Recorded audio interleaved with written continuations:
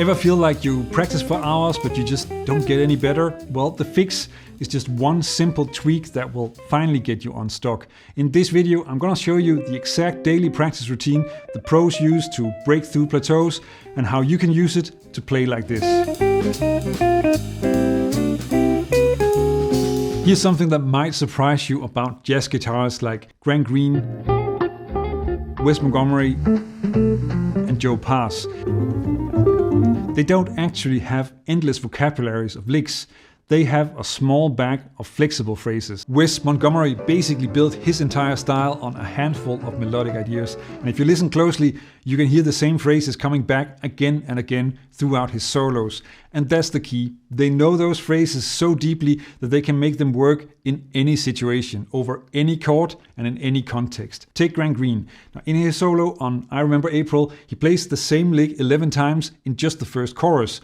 Same phrase, but he's not just repeating it. He makes it work on different chords, reshapes the rhythm, changes how he enters it, and also how it connects to what comes next. So what's their secret? Well, tell me if this sounds familiar. You find a cool lick online, you practice it for a few days, try it out over a backing track, get excited about the possibilities, but when you try to actually use it in your solos, it sounds stiff, mechanical, nothing like when the pros play it. So the excitement fades and you move on to the next shiny lick, and the cycle just repeats itself. Here's the thing. It's not the lick that's the problem. It is that you only know how to use it in one place. So let me show you exactly how to fix that with one lick you probably already know. Bruce Lee said it best. I do not fear the man who has practiced 10,000 kicks once. I fear the man who has practiced one kick 10,000 times. And that's exactly what we're going to do. Jazz Kung Fu. The magic ingredient is a simple 1-octave C major 7 arpeggio. Not difficult, not stretchy, just this. The pros, think Joe Pass or George Benson, are not playing huge clunky arpeggio positions. They're using these tiny 1-octave shapes. Check out how Joe Pass uses them one after another in his solo on Just Friends.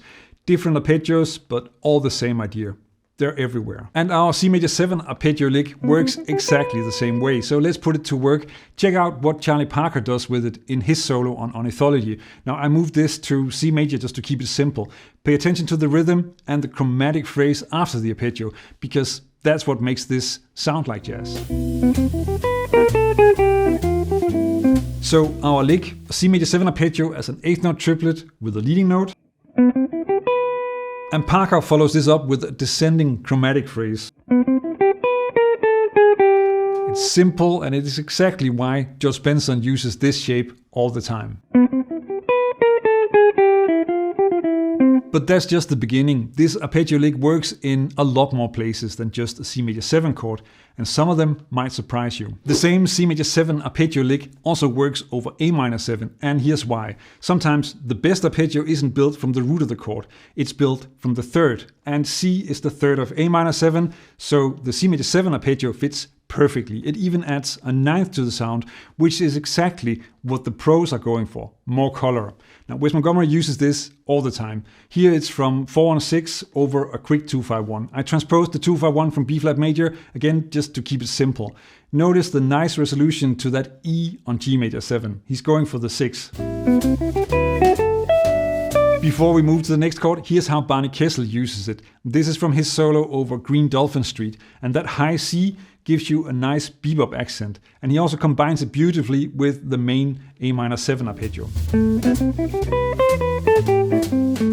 Learning to play solos that actually sound like jazz is what I help students do in my roadmap course, a step-by-step process for learning to improvise real jazz lines on an actual jazz standard without spending hours searching YouTube trying to piece it all together.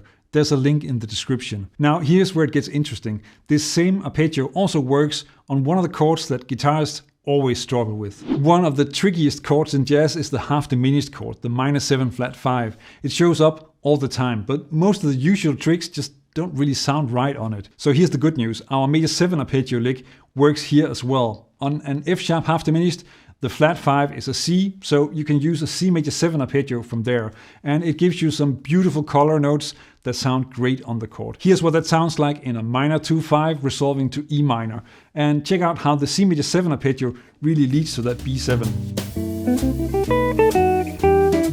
That strong sense of direction in the lick is exactly what makes this work. The line knows where it's going before you do. So now you've got the same lick working on major 7, minor 7 and minor 7 flat 5 chords. But what about dominant chords? Now that's where a Barry Harris favorite comes in, and it might be the most useful one yet. Now if you want all these licks written out so that you can practice them at your own pace and start sounding like Wes and Parker, grab the free PDF. There's a link in the description. Here's a classic Barry Harris move that makes dominant chords way easier to solo over. Whenever you see a dominant chord like D7, just play a major 7 arpeggio from the flat 7. So that's a C major 7 arpeggio over D7, which of course also means that we can use our C major 7 lick over a D7. Now Barry always emphasized how important this was, and once you hear it, you'll understand why. Here's Charlie Parker using it in Ornithology, and notice how he resolves to the 6 of G major 7, just like Wes did.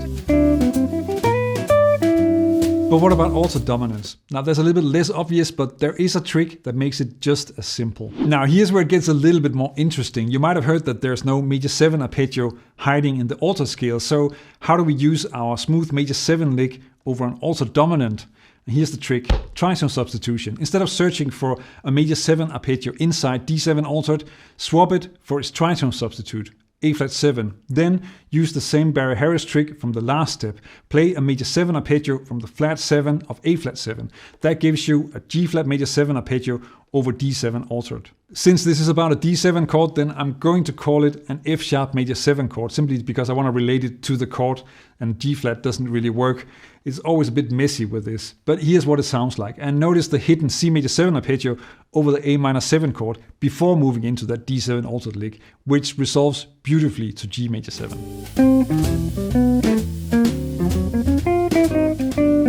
The rule to remember is this: on an alto dominant, use the major 7 arpeggio from the third of the chord. So F sharp major 7 over D7 altered. And of course, if you want to practice this, you can download the PDF and make your own strong licks with this sound. One lick, 5 chords, but knowing the right notes is really only half of it. This next video is about what makes your lines actually sound like jazz. It is one of the fastest ways to get there, and it is based on simple triads, plus that is all over classic jazz solos. Joe Pass, Wes, Benson, everywhere. Check it out. Learn jazz, make music.